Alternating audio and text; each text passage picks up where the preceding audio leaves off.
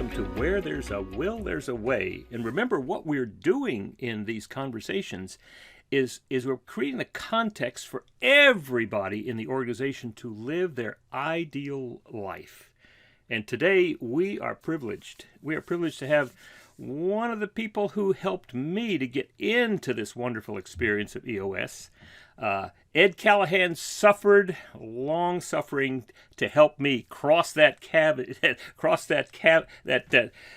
gap into a wonderful world of being an EOS implementer. So Ed Callahan is an emeritus. He has been in EOS for over 13 years, and he is going to talk to us today about all the great things that he's experienced in these past 13 years. So welcome, Ed. Thank you, Will. Great to be here. So Ed, tell me a little bit about what your experience has been. What was your life like before you knew EOS, and what was that like? My goodness, 13 years ago, you were one of the early adopters of this. I certainly was. Yeah. So I think my experience before EOS is probably a common theme that lots of people in this audience will have lived themselves, which is to say, I had finished a corporate career, and in my case, that was more than 10 years at Sun Microsystems, which was just a wild ride and a wonderful ride. After that, I had the opportunity to run two small businesses, $10 to $30 million size businesses. And so, in fact, as I like to tell my clients, I have walked in your shoes. This is not me guessing as to what your life is like. I have experienced both the pain and the pleasure of being the final decision maker. And then I began a consulting career. And I did a number of things. I was an interim CEO. I was a fractional VP of sales, and was living a pretty good life. In general, it took a couple of years to get that rolling, to get back to the income level that I wanted, but it was working. And then out of the blue, this is the fall of 2008. A friend of mine says he's been chatting with this guy from Ohio, who is talking to him about something called EOS. It sounds pretty interesting, but he's going to go in a different direction. And so would I mind if if he gave this guy, it turns out it was Don Tinney, my name, and sure, what the heck?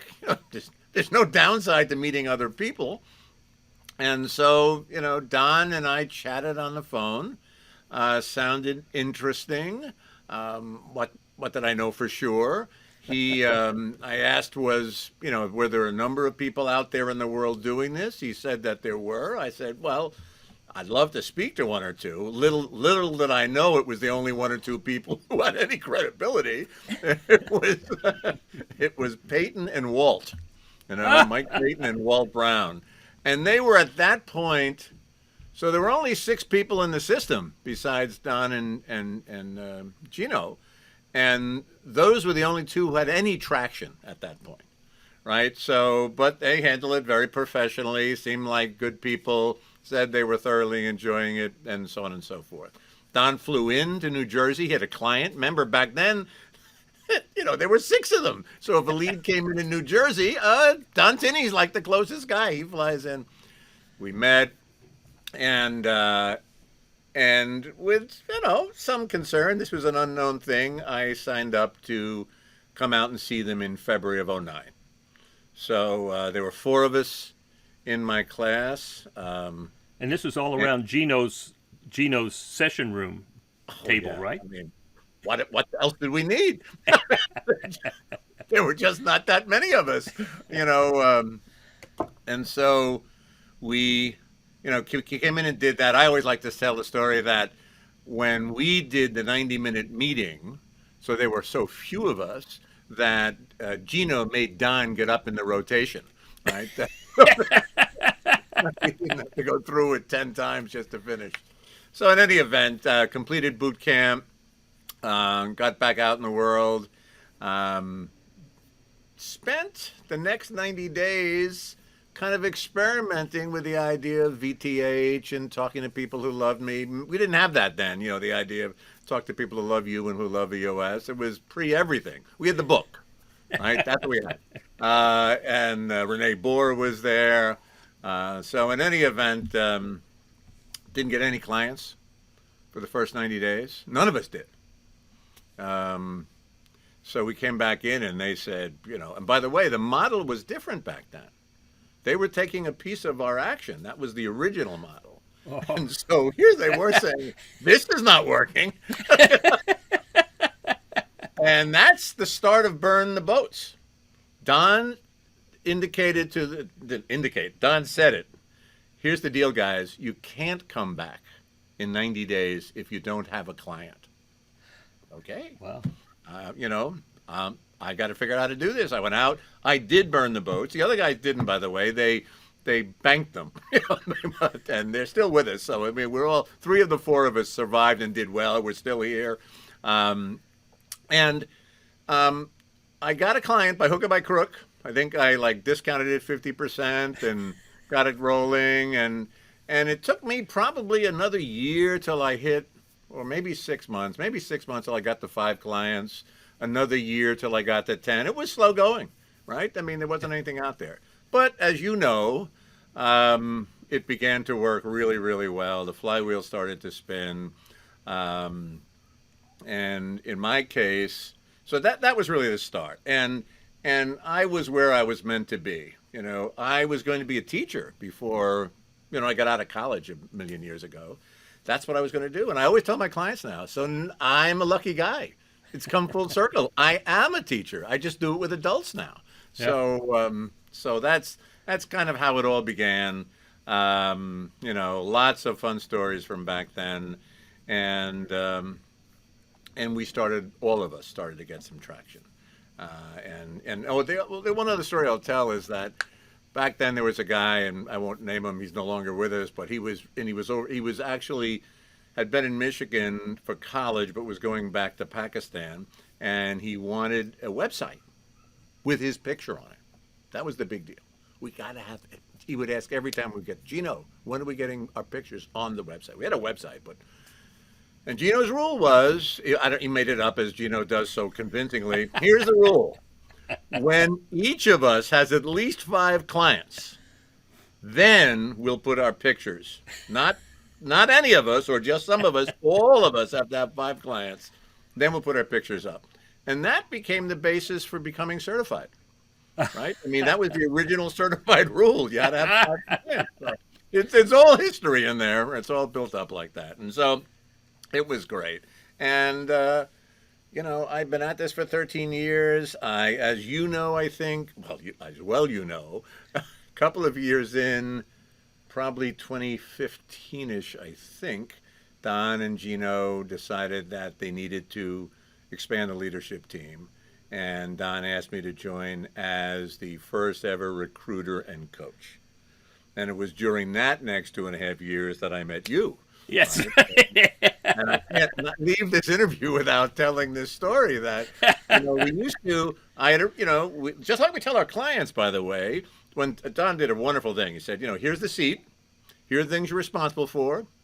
And he said, and for each of these responsibilities, recruiting being the example I'm going to use, here are the activities that I want you to undertake. And those included a webinar at least 11 of the 13 weeks of every quarter. And the objectives is that you need to recruit 8. We were going to step up our game. We were going to try and bring in 8 people. I mean, might have started at 4. It's been a while, but 4. I forget 4. How many were in your class? Do you recall? Was it 8 people in your? Oh, there was 12. Oh, 12. So okay, much later on. Yeah. Anyway, those are the rules, and I would report in the leadership L10. Right, my scorecard item was the number of effectively warm lead candidates. Right. People who were expressed an interest in EOS, had come to the webinar, had a 30-minute conversation with me afterwards, and said they were interested in coming to boot camp. Yeah. And you checked all those boxes. Right. And I even paid my down payment. Oh, I think, do we have down payments? And and then began the waiting period. That's right.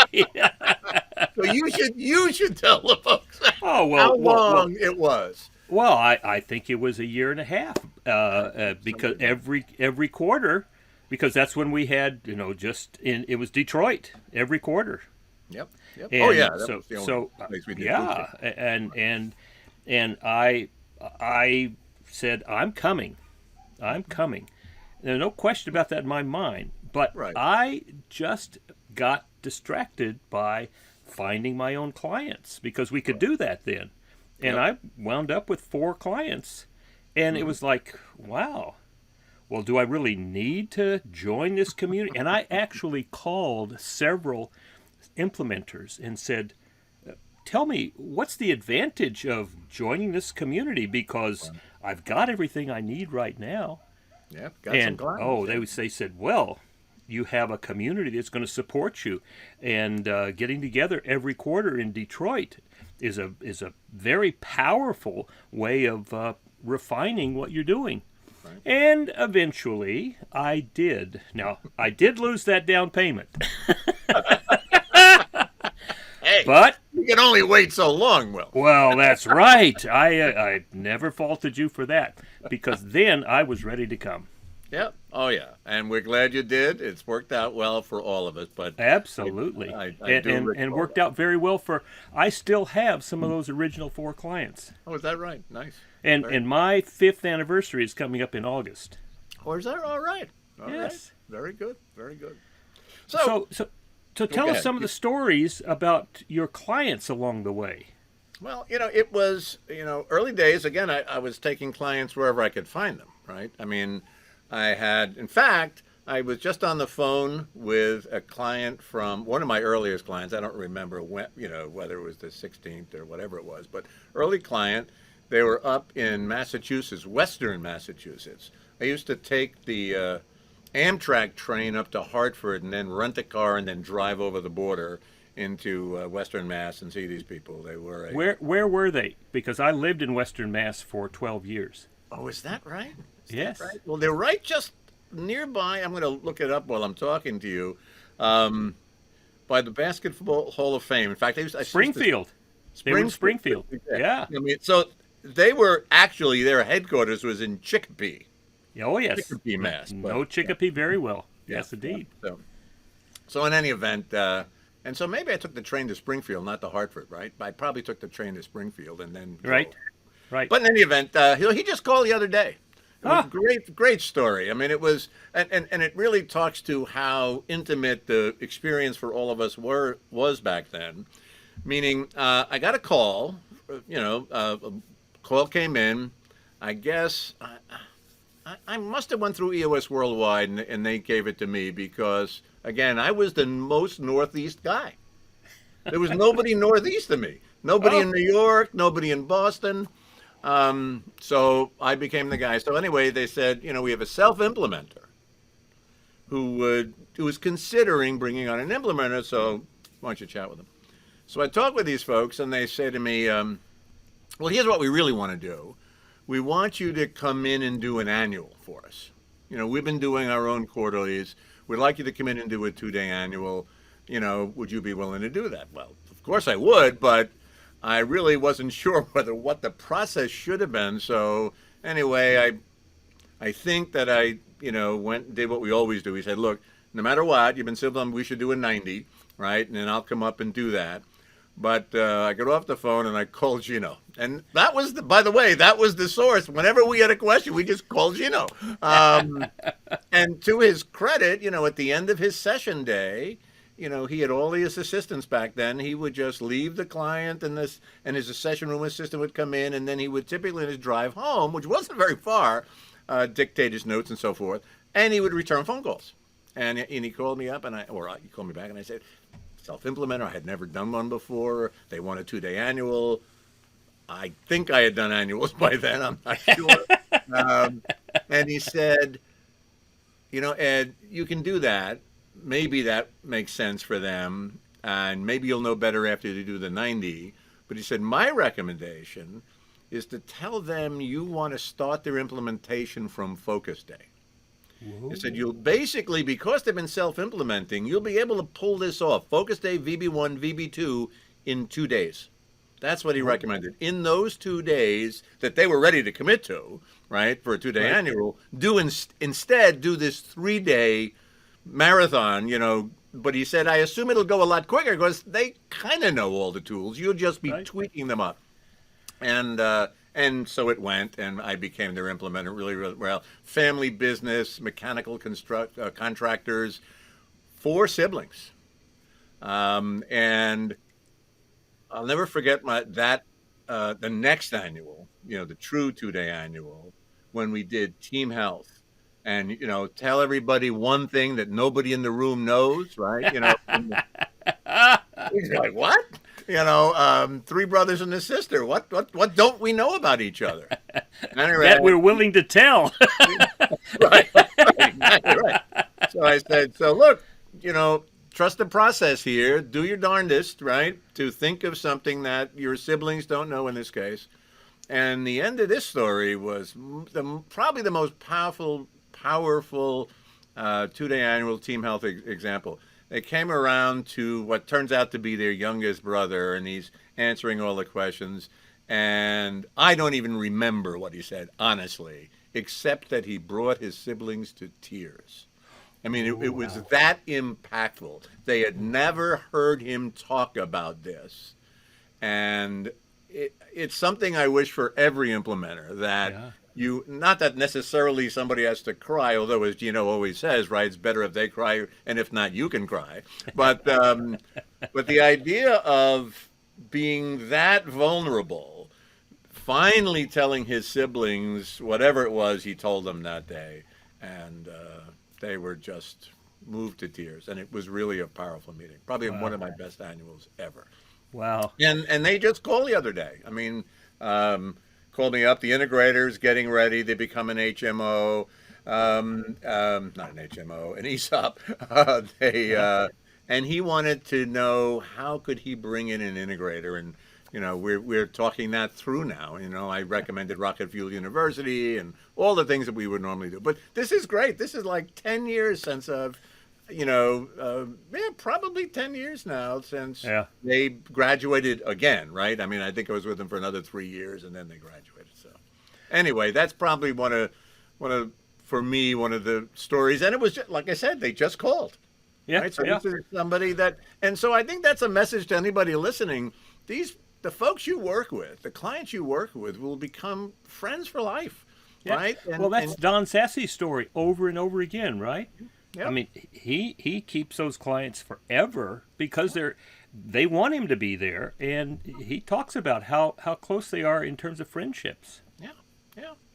And he probably calls me once every year or two with some specific question. It's quite interesting. So that's probably one that I can think of, and maybe another one that I'd share with your clients is, I had a client, had him for 8 years, and he only just chose, with my agreement, to move to a different implementer. He was my last travel client. Remember, back then I would travel anywhere. I don't travel anywhere now, right? Everybody comes to my session room. But up until about a year ago, I had this one client I used to drive about an hour and 10 minutes for down towards Baltimore. I'm in Philadelphia, just for sure. Maybe I should have said that to begin with for anybody who doesn't know me and sees this video.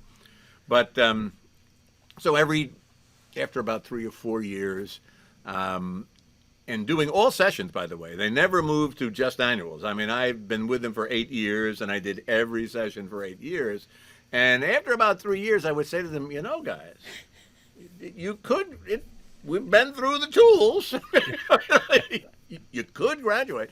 Nope, we're good. In fact, I was just telling another client of mine who's struggling that this client was super struggling. Family business. When we first got together, I mean, one of the things we did once we got to quarterlies, every quarter, was they wanted to IDS, how are we going to make revenue and profit and next quarter? I mean, that was the key IDS, right? What's in the backlog. I mean, I didn't have to do much but just kind of referee their conversations because they knew what they had to do. But the whole idea of the team saying, what do we all have to do? It's not just on the sales guy, right? What do we all have to do to get this to happen? And so after 2 or 3 years, they got past the issues that they were having, cash flow and so on and so forth. In fact, they've more than doubled in size, probably. Now, I'll say doubled in size over the course. And they were, larger than $10 million when we started. Whoa. They've doubled in size, extremely profitable, whole new banking arrangement. Since 2020, 21, 22, well, no, I guess it's 19, 20, and 21, successively best years ever. In the heart of COVID. Yeah, yeah. So what a powerful story. And this guy, another family business, by the way, husband, wife, sister of husband, son of husband and wife, and then others. And great company, great people, real friends. And finally, about a year ago, they said, we think we might have found a guy we could use down here. You've always told us to get somebody local, and they did. Nice. But they're a lovely, lovely client. And again, talk about impact, right? I mean, EOS and its tools got them through this really difficult time at the front end, and they swear by it. And as I said, they haven't, quote, graduated, right? They have an implementer. First me for 8 years, and now this other gentleman, and every quarter. So pretty powerful stuff and impactful. And that's tell me about now. Now we talk about EOS Life. Now, when I got started, EOS Life was what attracted me for my life, right? Right. So that I was doing what I loved, because I'm a teacher too. Mm-hmm. Doing what I loved with people that I love, and I came to love you and every other one of the people in the community. So doing what I love with people I love, I knew I was making a great impact, just like you're talking about now. Right. I was certainly getting compensated appropriately. Right. And it gave me plenty of time to do my other passions. Yeah. So that was important to me. And then I began to discover in implementing EOS that, my goodness, these CEOs who are working 60, 70 hours a week, when they could get to work less than 40 hours a week and still see their business growing. Right. Oh, huge difference. Right. Then with Gino's book on the EOS Life, that became really clear to me that the goal was to have that possibility for everybody in the company. All the way down to the button pushers, the floor sweepers, the manufacturing people on the line, so that everybody was doing what they loved with people that they loved. They could see how what they were doing was helping the company move forward to make the world a better place. Right. They were all getting compensated appropriately, and if they wanted more money, they knew how to bring more value to the company and increase their compensation. And not only did they have more time with their families and other passions, but the company reveled in hearing about what they were doing in their time away. So is that something that's always been true in the implementation? Well, Don, as you know, is the author of those famous 5 lines, which is now so much a part of the fabric of the EOS community. Uh-huh. But it didn't exist. I mean, I think we were doing it. It as you often see him do in a QCE, maybe not as much as he once did, but he still stands up almost always in every QCE. He has a thought. He's usually taking notes on his iPad or whatever device he's using. And he did it, however long ago when he first said, I've really been thinking about it. And this, it seems to me, is what we are all doing. And so at the beginning, it wasn't the broader thinking that you're talking about, which I think is spot on, right? EOS Life for not only the owner of the business, but for as many employees and ideally all employees. But in the beginning, it was really meant to remind us of what we were doing and what EOS could be doing through us, right? We were the conduit to bring EOS to others. And so I think when he first talked, first of all, we were just blown away, right? I mean, the room erupted in a standing ovation because it so says who and what we are. And so I would say in the beginning it was more us, right? And getting us to believe it and starting to talk about it and sharing examples of our EOS life in the community, right? To where it became a living, breathing part of us. And then slowly but surely, we all of us began to incorporate it into the sessions, right? Talk about it, particularly around annual time, that this is what we hope for you, we wish for you. And I think again in the beginning we were talking through the leadership team. So I think the EOS life has evolved to your point. Eventually now we see it in book form, and I think all of us hope that we can encourage, teach, facilitate, and help our clients such that as many of their employees can also reap that benefit. Certainly for me personally, my wife often says to me, "So how come you didn't do this earlier?" There wasn't a lot of earlier to be done. Maybe a year. I think Peyton, was a year or 18 months ahead of me. But she sees it. When I return from a session, she, bless her soul, we've been getting together a really long time, and she always pretends that she's really interested in listening. And then I notice her eyes glaze over after a while, and I stop talking. Because I'm excited. I'm on fire when I leave a session, right?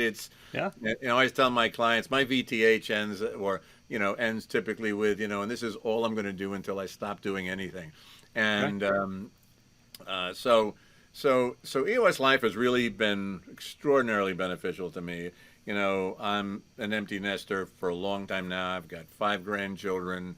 So traveling to see those kids, traveling with my wife is what we love to do. I lost my brother last year. This afforded me the opportunity to travel to see him and, in the last months of his life. We've had some medical issues this year. Boy, this has been perfect.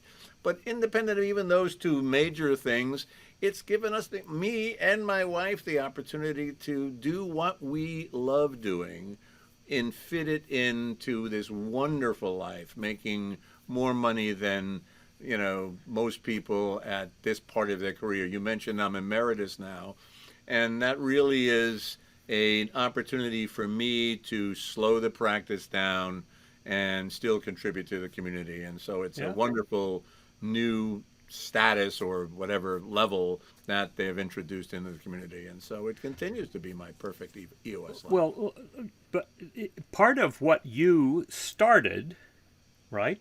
And Gino apparently wrote down on a napkin in a restaurant that by 2020 we would be implementing. We would have implemented in 10,000 companies. Right. And I understand Don said, "How do you see that happening?"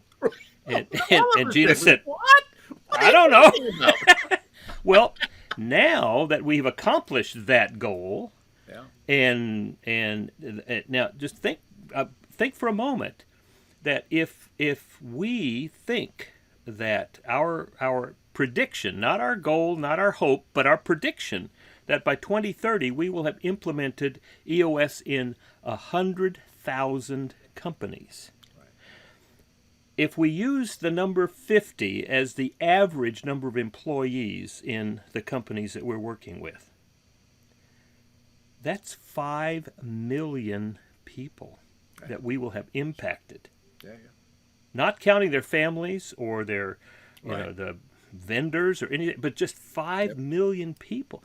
That's a major impact on companies. And when I look at where we are right now in terms of employment and resignation and remote and this and that and all this churn, not just churn in people, but churn in vision, we seem to Right. be right in the right place to help people really get a handle on where do we want to go and how are we going to get there and who's going with us. Yeah.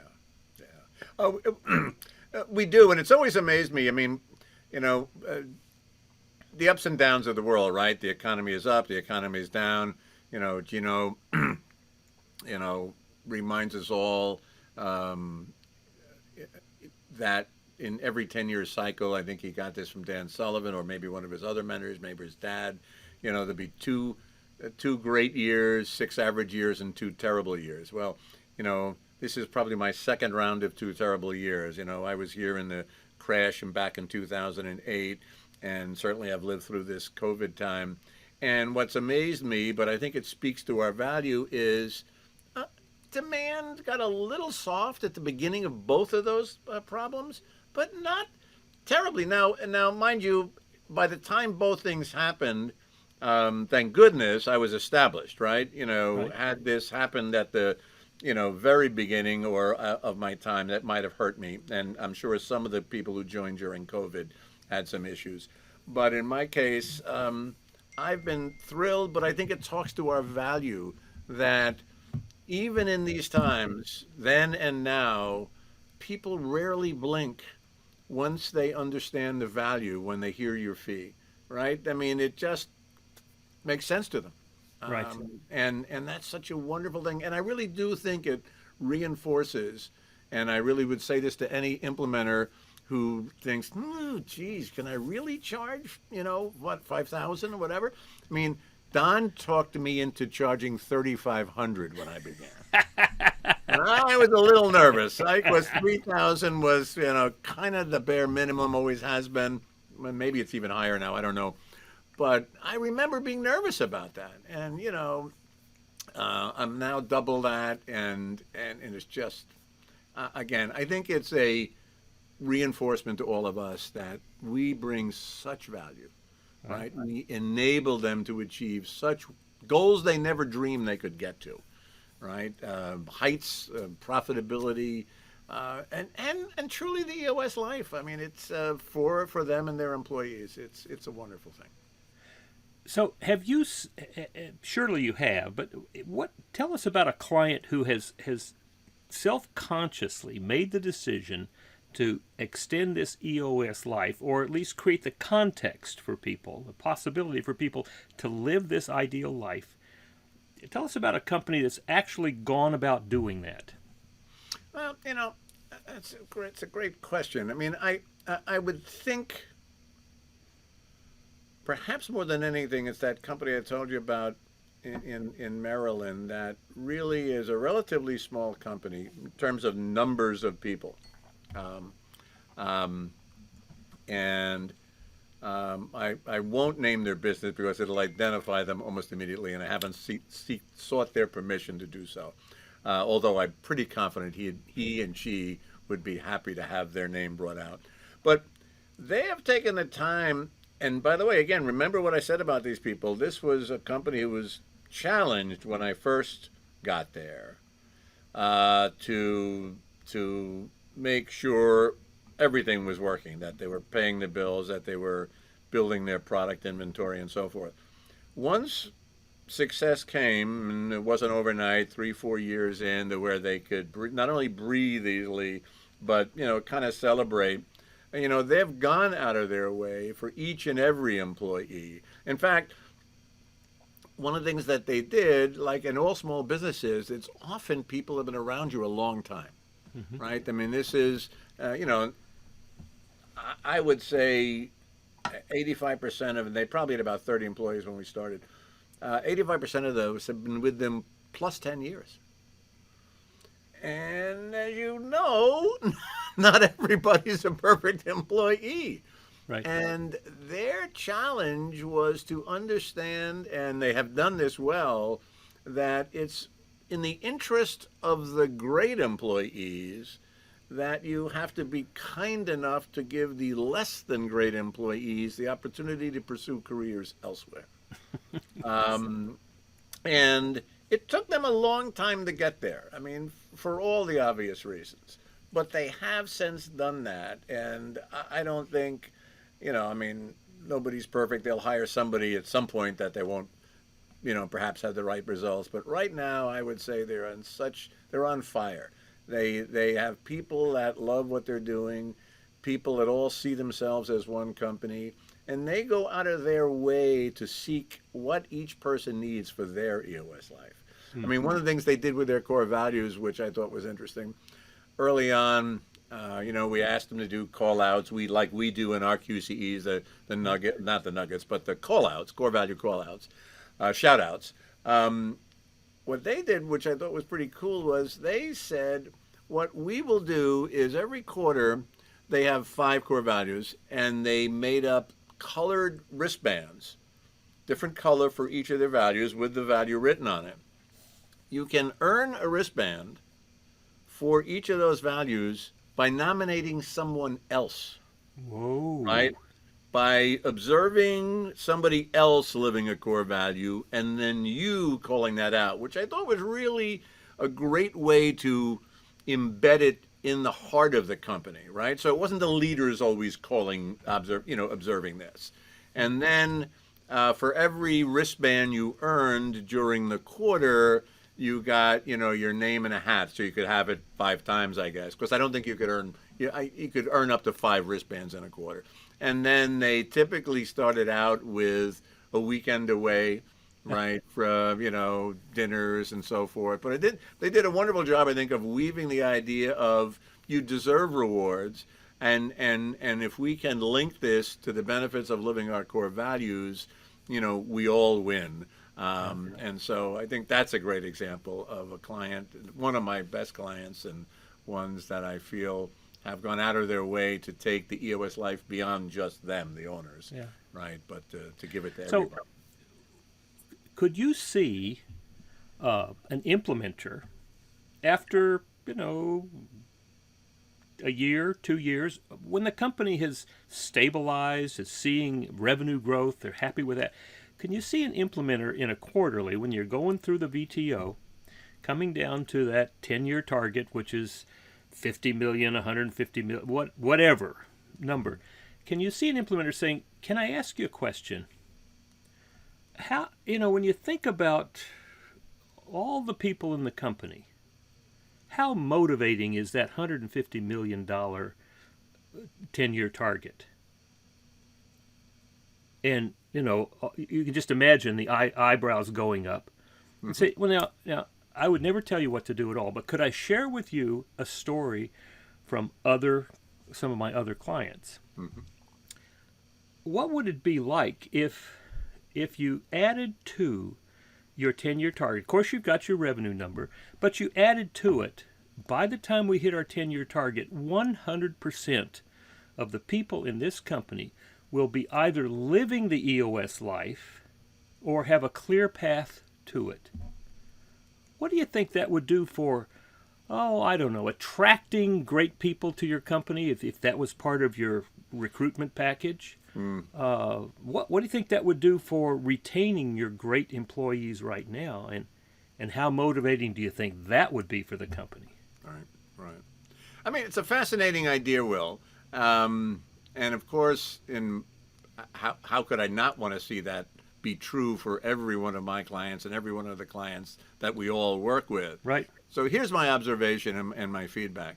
I think if any of us observe owners, particularly owners, as opposed to hired CEOs, but particularly owners who have achieved and are grateful to have achieved, recognize that that the EOS life has occurred, it has happened, right?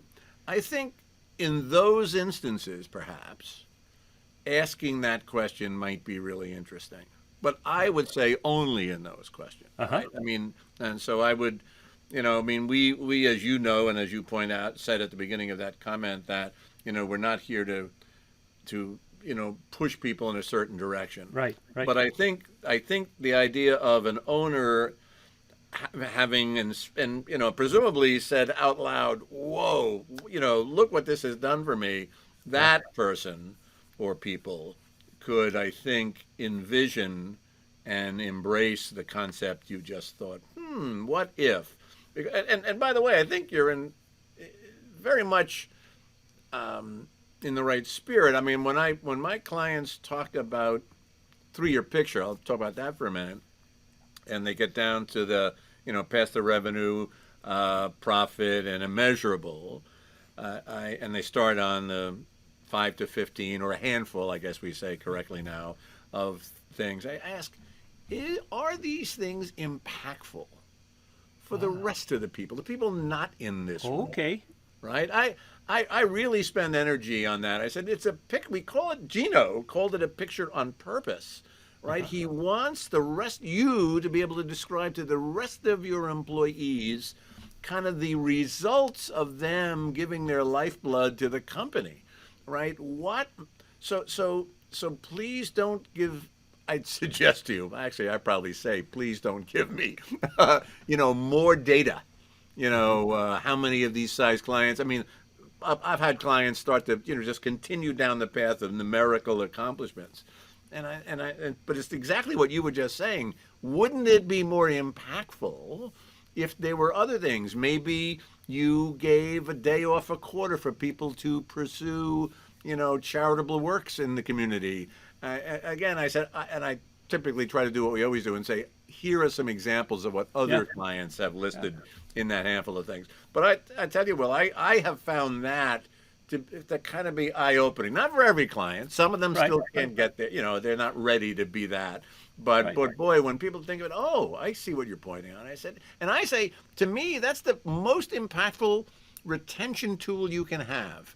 If you can paint a picture 3 short years from now of a radically different company that has impacted the lives of your employees, of course, and your clients, but I'm talking about your employees, why would anybody talk to anybody about another job? There would be no interest. So that's kind of my reaction. So having that conversation around the 3-year picture. Yeah, that's where I like it. Yeah, well, and that feels better to me because that 10-year target is kind of out there. But that 3-year picture is right around the corner. Yeah. But well, that's good. 3-year picture, right? Yeah. As we teach, that's not perfect. You don't have to get it exactly right. But boy, it's only 3 short years. But what if and if you're handing them copies of the EOS Life at some point to read, then it seems like it's very appropriate. Ed, this has been just wonderful. I am so glad to have the time with you. Been fun for me as well, Will. Well, let's suppose you're standing up in the middle of a QC. Now, this is not a typical QC. This is one where everybody is there. All of the implementers are there. Right. What would you say to them? Well, I actually had that experience in this past annual, if you think about it. There were 8 of us up on stage who had been here from the beginning, and we were asked to make an observation. What would we say? And what I said then and what I would say now is, embrace what's happening to you. Embrace all these feelings around you. I mean, look into this community. Learn to be vulnerable in this community, and you will have it return to you, 100-fold, right? So I think, especially now when we're as large as we are, I would think it's a little more challenging, I don't know, for people to, in the midst of 400 people, right, to be vulnerable, to be willing to speak up. Now, we do a good job, I think, of reducing that to a table, in a QCE, so it's not quite the same thing, but that's what I would really say to all current and future, especially newer implementers. You can make this experience exactly as it was for me, as it was for Will. We were here a lot earlier and there were a lot fewer people, but in your MCE or in your T group or at that 8-person table at the next QCE, wherever it is, right? Be that, be the vulnerable person you want your clients to be. So that's my wish for everybody, because I think if you do that, you'll get it back. Thanks so much, Ed. And thanks for putting up with my delay.